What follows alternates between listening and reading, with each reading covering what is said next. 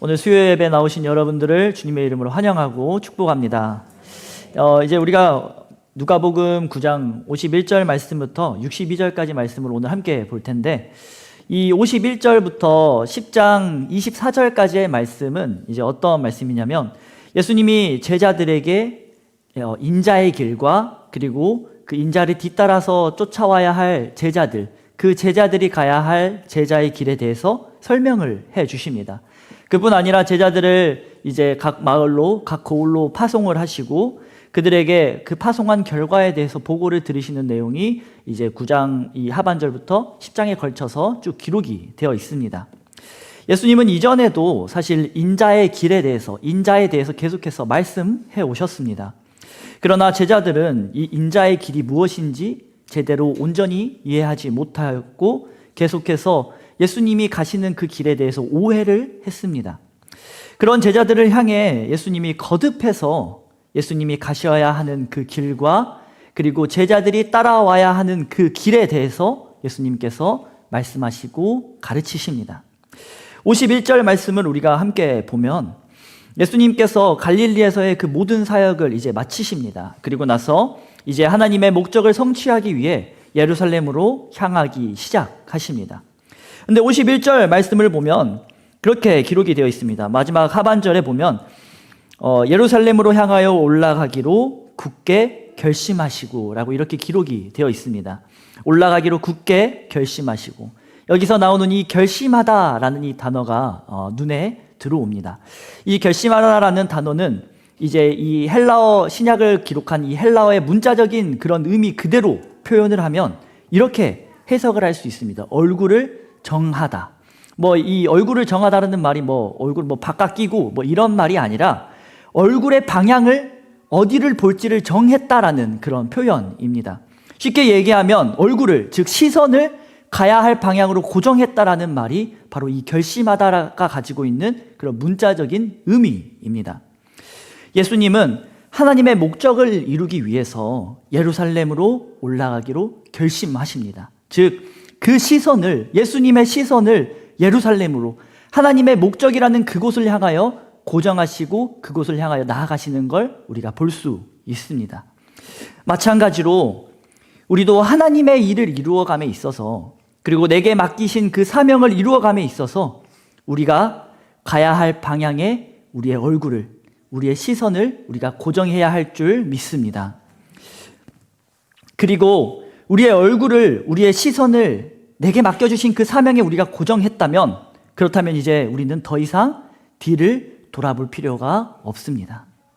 세상을 바라보거나 세상과 어떤 환경, 여건을 바라보고 그것이 가능한지 불가능한지를 이제 따지는 것이 아니라 나에게 맡겨진 그 일에, 그 사명에 우리는 온전히 우리의 시선을 고정하면 되는 것입니다. 그 일이 하나님께서 내게 맡기신 사명이라면 그 일을 내가 하겠습니다라고 그렇게 우리가 굳게 결심했다면 우리가 할 일은 후회하며 뒤돌아보는 것이 아닙니다. 상황과 여건을 보며 가능한지 불가능한지를 재는 것이 우리가 해야 될 일이 아닙니다. 결심하여 얼굴을 정하고 그리고 끝까지 그 일을 이루어 가기 위해 나아갈 때, 그때 그 일을 이루실 분은 하나님이신 줄 믿습니다. 우리가 그 일에 우리의 시선을, 우리의 얼굴을 고정하고 나아갈 때 그 일은 하나님께서 이루실 것입니다. 하나님의 목적을 이루어가는 일, 그리고 하나님께서 맡기신 그 사명 가운데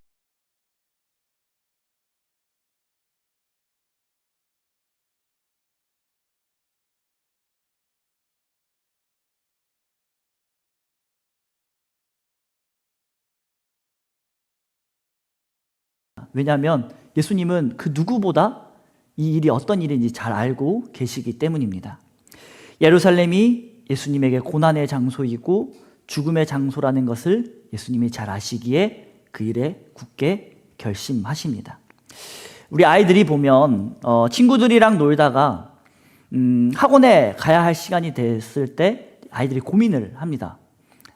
그래도 대부분의 말을 잘 듣는 아이들은 학원 시간이 되면 알아서 친구들이랑 노는 걸 그만두고 학원에 갑니다. 그런데 종종 개 중에 저와 같이 말을 안 듣는 좀 그런 아이들은 학원과 친구들과 노는 것 사이에 고민을 하다가 학원을 포기하고 친구들을 선택을 합니다. 그리고 나서 친구들과 학원 안 가고 또 재밌게 놀다가 학원에서 부모님에게 연락이 가겠죠. 오늘 누구누구 안 왔는데요. 이렇게 부모님에게 연락이 갑니다. 그러면 부모님은 얘가 대체 왜 학원을 안 간 거지? 그런 애타는 마음에 아이에게 전화를 합니다. 그렇게 전화를 하고 나서 아이가 전화를 받고 너 왜 학원 안 갔어? 무슨 일 있어? 물어봤을 때 아이는 친구랑 놀다가 학원 안 갔어요. 그러면은 부모님의 속에 화가 막 끓어오르기 시작을 합니다. 그리고 나서 우리 대부분 아빠들이 그러진 않지만 엄마들이 아이들에게 뭐라 그러죠? 좀 이따 집에 와서 보자. 이렇게 이야기를 합니다. 그 말이 뭘까요? 다친지 안 다쳤는지 집에 와서 한번 너의 상태를 확인해 볼게. 이런 의미인가요? 그게 아니라 너 집에 오면 혼날 준비해. 이런 의미입니다. 그러면은 그 전까지는 세상 신나게 놀다가 그 전화를 받고 나서부터는 이제 노는 게 아니게 됩니다. 막 재밌게 놀다 가서 막 귀 속에서 집에 와서 보자, 집에 와서 보자, 집에 와서 보자 이 생각이 나면은 놀다가도 갑자기 그 우울해지는 게 아이들의 모습입니다. 그 우울해지고 집에 가서 혼날 때까지 그 불안한 마음과 걱정을 아이들이 안고 집에 가야 합니다. 차라리 엄마가 전화를 안 했다면 그냥 모르고 집에 와가지고 혼나면 깔끔하게 그냥 혼날 텐데 엄마가 전화를 하는 그 순간부터 놀고 집에 돌아가는 그 순간까지 걱정, 근심이 얼굴에 가득하게 됩니다. 모르고 갑자기 혼나는 것보다 알고 기다렸다가 혼나는 게 더 고통스러운 겁니다. 마찬가지로 예수님에게도 이 예루살렘으로 향하는 길은 정말 쉽지 않은 길입니다. 굳은 결심이 필요할 정도로 예수님에게도 쉽지 않은 그런 길이었습니다. 왜냐하면 예수님은 예루살렘으로 자신이 향하면 자신이 고난을 받고 채찍을 맞고 침뱉음을 받을 거라는 걸 잘 알고 계셨습니다. 자신을 따르던 많은 사람들이 자신을 배신할 것이고 심지어 제자들마저 자신을 떠나갈 것이라는 걸 예수님은 잘 알고 계셨습니다. 그리고 무엇보다 십자가의 그 고통을 감내해야 된다는 그 사실을 예수님은 잘 알고 계셨습니다. 그러나 예수님은 그럼에도 불구하고 하나님의 목적을 이루기 위해서 결심하시고 예루살렘으로 그 얼굴을 고정하시고 예루살렘으로 향해 나아가십니다. 예수님께서 이제까지 말씀하셨던 것처럼 떠남을 위해서 죽으시고 부활하시기 위해서 51절 말씀에 승천, 즉 하나님의 목적을 모두 이루고 하늘로 올라가시는 그 일을 위해서 예수님은 이제 떠나가셔야 합니다. 그런데 예수님께서 하늘로 올라가시는데 곧장 예루살렘으로 향하시는 것은 아닙니다. 중요한 일이 예수님에게 남아 있었습니다. 예를 들어서 이제까지 오늘은 보면 건영이가 방송실에 앉아 있는데 이 전까지는 건이가 이제 자기가 어떤 소원하는 것이 있고 다짐한 게 있기 때문에 1년 동안 방송실을 거의 도맡아서 건이가 해줬습니다. 이제 그러다가 경기도 쪽으로 직장이 되어서 이제 올라가게 되었습니다. 근데 경기도로 올라가기 전에 건이가 했던 일이 있습니다. 어떤 일을 건이가 했냐면 다른 방송팀들에게 방송실을 어떻게 운영을 해야 되는지, 그리고 자기가 알고 있는 것, 방송실을 하면서 필요한 것, 주의해야 될 그 모든 것들을 다른 방송팀에게 알려주고 그리고 경기도로 올라갔습니다. 예수님도 이제 승천을 앞두고 하늘로 다시 올라가시기를 그 앞두고 예루살렘으로 향하시면서 곧장 예루살렘으로 향하신 것이 아닙니다. 그랬으면 10장 말씀에는 예수님이 예루살렘에 도착했다는 말씀이 나와야 했을 것입니다. 그런데 예수님께서 곧장 예루살렘으로 향하시는 것이 아니라 예루살렘으로 향하는 그 여정들 가운데 제자들이 알아야 하고 필요하고 배워야 할 것들을 예수님께서 알려주시고 가르쳐 주십니다. 예수님이 가시는 인자의 길이 대체 무엇인가? 그리고 제자들이 뒤따라와야 할 그 제자의 길은 대체 무엇인가? 이런 것에 대해서 예수님께서 그 제자들에게 가르쳐 주십니다. 그래서 52절 말씀을 우리가 보면 예수님께서 이제 예루살렘으로 향하시면서 자신보다 앞서 제자들을 보냅니다. 앞서간 제자들은 예수님을 모실 수 있게 준비를 하기 위해 먼저 떠났습니다. 근데 그 과정 가운데 제자들이 한 사마리아 마을에 들어갔는데 그곳에 있는 사람들이 예수님을 환대하지 않고 배척하는 것입니다. 53절 말씀을 보면 예수께서 예루살렘으로 향하여 가시기 때문에 그들이 배척했고 예수님을 환대하지 않았다라고 성경은 기록합니다. 우리 생각에는 아니 뭐 예루살렘으로 향하는 게 뭐가 어떻길래 대체 사마리아 사람들이 예수님을 환대하지 않고 배척했을까 우리는 생각할 수 있는데 이것은 여러 가지 상황들을 고려를 해 봐야 합니다. 먼저는 사마리아 사람들과 유대인들의 그 관계가 좋지 않습니다. 적대적인 그러한 관계입니다. 그뿐 아니라 사마리아의 그 신앙은 유대인의 신앙과는 비슷하면서도 다른 것이 그 사마리아인들의 신앙이었습니다. 메시아 사상도 유대인들과는 달랐고 하나님 앞에서의 신앙에 대해서도 사마리아인들과 유대인들 간의 차이가 있었습니다. 그런 다름으로 인해서 사마리아 사람들은 이 예루살렘에 대한 거부감이 있었습니다. 유대인들은 예루살렘 중심으로 그 신앙을 이제 이어갑니다. 그렇게 큰 절기마다 예루살렘에 모여서 함께 예배하는 것이 이스라엘 사람들, 유대인들의 그런 전통입니다. 근데 사마리아 사람들은 그것을 거부합니다. 예루살렘을 예배 장소로 인정하지 않는 것입니다. 또 그럴 수밖에 없는 게 접촉하기만 해도 유대인들이 자신들을 부정하게 보고 부정하게 생각하는데 어떻게 예루살렘 중심의 그런 신앙이 되고 예배가 되겠습니까? 뭐 극단적이기는 하지만 예를 들어서 이렇게 생각하면 우리가 조금 더 쉽게 이해할 수 있을 겁니다. 먼저 정말 극단적이게 제가 말씀을 하는 겁니다. 우리 교회에 딱 누가 들어오셨는데 뭔가 느낌이 스님의 그런 향기가 막 풍기는 그런 어떤 분이 딱 들어오시는 겁니다. 그러면서 이제 하시는 말이 자기가 흥국사에 뭔 일이 있어서 가려고 하는데 오늘 하루만 좀 여기 그냥 의자 기퉁이에 앉아서 좀 자고 가도 되겠냐 이렇게 이야기를 하시는 겁니다. 그럼 우리가 어떻게 반응을 해야 될까요? 네, 그러십시오라고 해야 되겠죠? 네. 그런 상황인 겁니다. 사마리아 사람들에게 유대인이 예루살렘으로 간다는 건 딱 봐도 이 사람이 뭔가 유대인의 신앙에 되게 정통한 사람이고 신실한 사람인데 그것을 인정해 주는 게 탐탁지 않은 겁니다. 그렇게 예수님의 목적지가 예루살렘이라는 것을 알자 그것에 탐탁지 않게 여긴 사마리아 사람들이 예수님을 거부하고 거절하는 것입니다. 그것을 본 야고보와 요한, 그리고 요한의 별명이 우리의 아들이죠. 즉 다혈질이라는 말입니다. 야고보와 요한이 그 일을 보고 불같이 화를 냅니다. 얼마나 불같이 화를 내는지 예수님에게 하늘에서 불을 명하여 그들을 다 꼬실러 버려야 됩니다라고 그렇게 그들이 제안을 합니다. 당장에 저 사마리아 도시, 예수님을 거부한 저 사마리아 도시를 심판해야 됩니다라고 예수님에게 이야기하는 것입니다. 그런데 요한은 이미 이 앞에도 전과가 있던 사람입니다. 이 앞에도 예수님의 이름으로 귀신을 쫓아내는 사람을 보고 자신의 말을 따르지 않자 너 그거 하지 마라고 말했던 사람이 요한이었습니다. 야고보와 요한 그리고 더 나아가서 제자들은 그렇게 생각했을 겁니다. 우리 예수님이 예루살렘으로 향하신다. 왕의 도성인 예루살렘으로 우리의 왕이 나아가신다. 아무리 뭣도 모르는 이 사마리아 사람들이라도 예수님과 우리들을 환대하고 환영해 주겠지?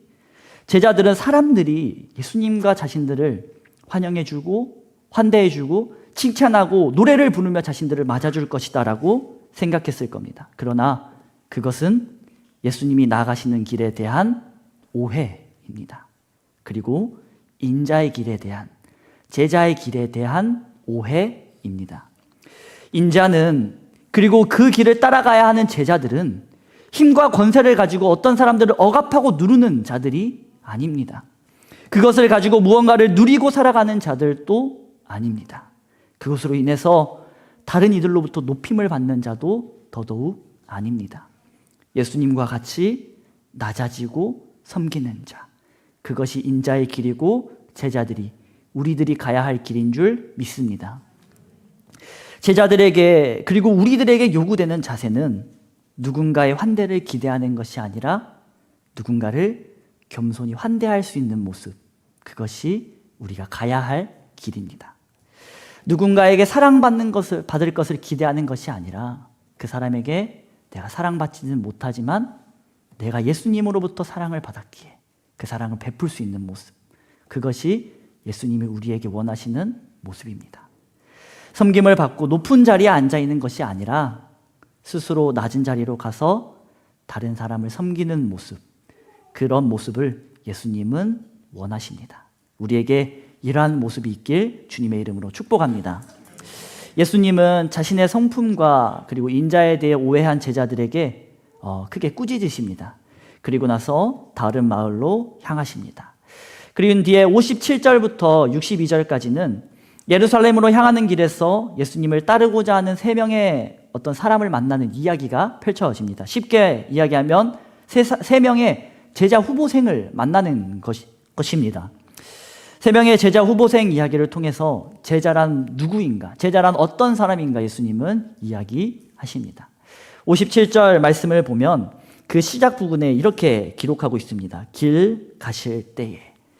그 의미는 예루살렘으로 향하는 길, 그 길을 가시고 있는 때라는 의미입니다. 그러나 다른 의미로는 예수님이 가시는 인자의 길, 메시아의 길, 고난받는 종의 길을 의미하기도 합니다. 그리고 더 나아가서 제자들이 그리고 우리들이 나아가야 할 그런 제자의 길, 그리고 그 길을 우리가 걸어갈 때 우리가 어떻게 살아가야 하는지에 대해서 예수님은 말씀하시는 겁니다. 먼저 57절 말씀을 보면 첫 번째 사람은 예수님이 어디로 가든지 내가 예수님을 따르겠습니다 라고 그렇게 호언장담을 합니다. 예수님의 제자 혹은 학생이 되고 싶다라고 그렇게 이야기하는 것입니다. 그러면 우리가 생각했을 때 내가 예수님을 어디든지 따라가겠습니다 이렇게 이야기를 하면 우리는 그 사람의 이야기를 듣고 그래, 너의 믿음이 참 크다, 정말 너의 이야기가 나를 기쁘게 한다 이렇게 이야기하는 게 맞아 보입니다. 그런데 예수님께서 뜬금없이 58절 말씀으로 이야기하십니다. 58절 말씀을 요약하면 이제 여우나 새에게는 머물고 쉴 수 있는 곳이 있지만 인자인 나에게는 머물 곳도 쉴 곳도 없다라고 말씀하십니다. 하나님의 아들이신 예수님은 이 땅에 나그네로 오셨습니다. 이 땅에 머물러 살기 위해 이곳에 오신 것이 아니라 하나님의 뜻을 이루기 위해 이 땅에 오셨습니다. 그리고 그 일을 모두 이룬 뒤에는 하늘로 올라가실 것입니다.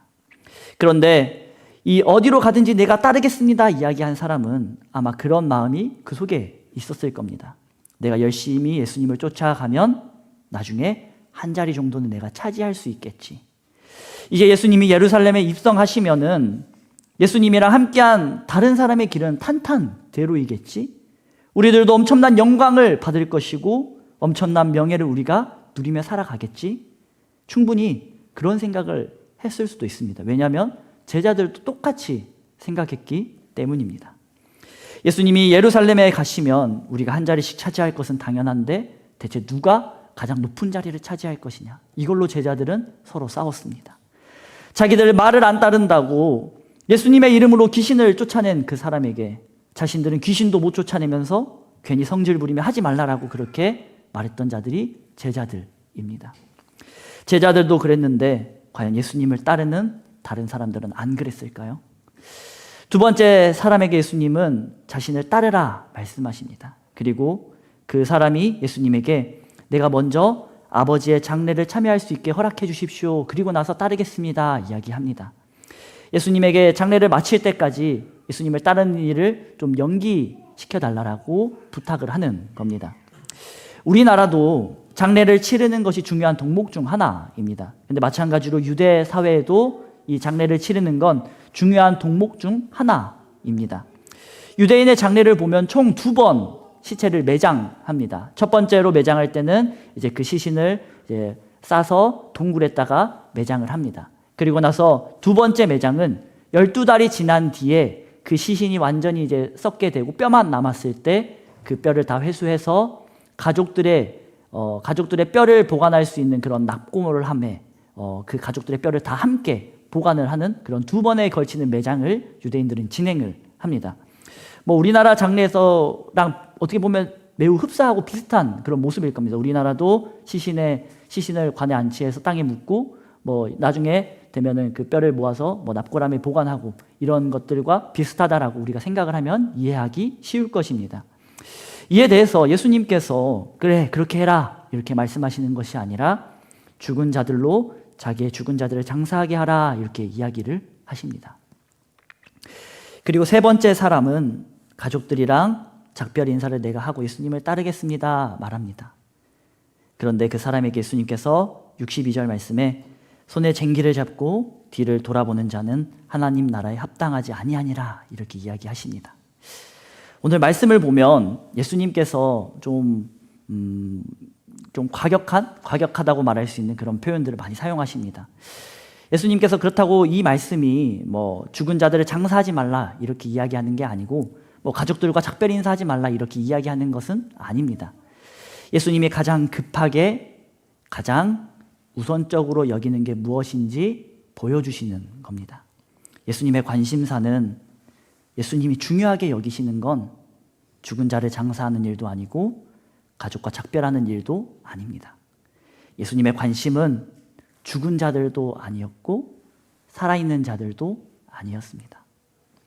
예수님의 관심은 오직 죽어가는 자들, 그리고 그 죽어가는 자들을 살리는 일에 예수님은 온통 그곳에 관심을 두고 계셨습니다. 바라건대 우리가 예수님과 같이 그런 죽어가는 자들에게 우리의 관심을 두길 원합니다. 죽어가는 자들을 살리는 일을 그 무엇보다 소중하게 여기는 우리 모두가 되길 주님의 이름으로 축복합니다. 오늘 본문을 통해서 우리가 한 가지를 더 본다면 두 번째 사람과 세 번째 사람에게 예수님께서 하신 말씀을 보면 이 말씀이 그래 좋아 너희들 그렇게 다 하고 나를 따라오렴 이렇게 말하는 것일까요? 아니면 지금 당장에 나를 따라오라 이렇게 이야기하시는 걸까요? 당연히 후자, 지금 당장에 나를 따라오라 이렇게 이야기하시는 겁니다. 윤리적으로 보았을 때 그리고 도덕적으로 사회적으로 보았을 때 이 예수님을 따르겠다라고 말하는 사람들의 이런 표현이 이런 부탁이 전혀 이상한 게 아닙니다. 예수님에게 허락을 구한 그들의 말이 오히려 더 타당해 보이고 옳아 보입니다. 세상 사람들한테 한번 똑같이 물어보시기 바랍니다.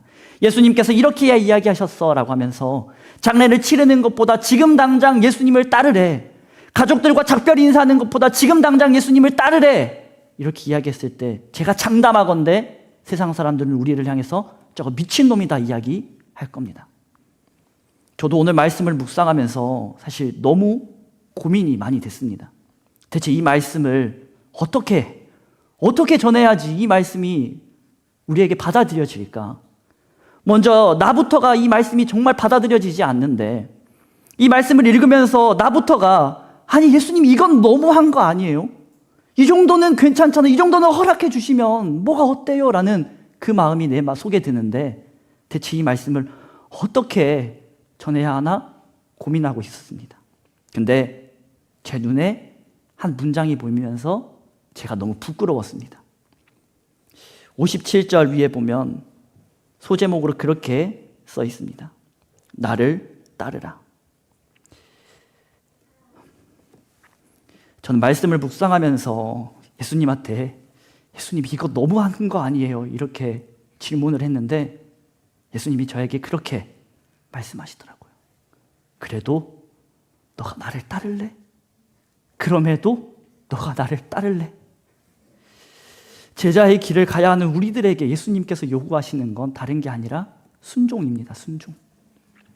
내 머리 둘 곳도 없기에 너희에게 세상의 명예를 줄 수도 없고 내 머리 둘 곳도 없기에 너희들이 바라는 세상의 대단한 자리도 내가 줄 수 없지만 그럼에도 너는 나를 따를래? 세상이 봤을 때는 이해되지 않고 너의 상식과 생각, 어떠한 판단을 가지고는 도저히 이해되지 않을지 모르지만 그럼에도 내가 그렇게 말할 때 너는 나를 따를래? 예수님은 우리에게 이렇게 이야기하십니다. 예수님이 요구하는 제자의 모습은 능력 있고 재주가 있는 그런 모습이 아닙니다. 받을 것이 없을지라도 순종하는 제자의 모습, 그 모습을 예수님은 원하십니다. 이해가 되지 않을지라도 주인의 말에 순종하는 종의 모습, 그 모습을 예수님은 원하십니다. 그런 사람에게 어떻게 능력이 나타나지 않을 수 있겠습니까? 그런 사람을 어떻게 하나님이 사용하지 않고 내버려 두실 수 있겠습니까? 예수님은 예루살렘으로 향하는 일이 자신에게 고난이고 고통이고 죽음이라는 것을 알고 있으면서도 굳게 결심해서 그 길을 가십니다. 그의 얼굴을, 그의 시선을 예루살렘으로, 하나님께 고정합니다. 그렇게 우리 역시 손에 쟁기를 잡고 뒤를 돌아보는 것이 아니라 예수님과 같이 우리의 얼굴을, 우리의 시선을 하나님께 고정해야 할 줄 믿습니다. 그런 굳은 결심을 가지고 이 일을 해서 내가 받을 것이 없지만 그럼에도 내가 순종하겠습니다. 내 생각으로, 내 판단으로 도저히 이해되지 않지만 그럼에도 내가 순종하겠습니다. 이러한 고백이 우리 가운데 있길 원합니다. 더 나아가서 죽어가는 자들을 살리는 그 일에 내가 순종하며 나아가겠습니다. 예수님의 그 관심사에 나도 같이 시선을 맞춰 나아가겠습니다. 그러한 고백을 할 수 있는 우리 모두가 되길 주님의 이름으로 축복합니다.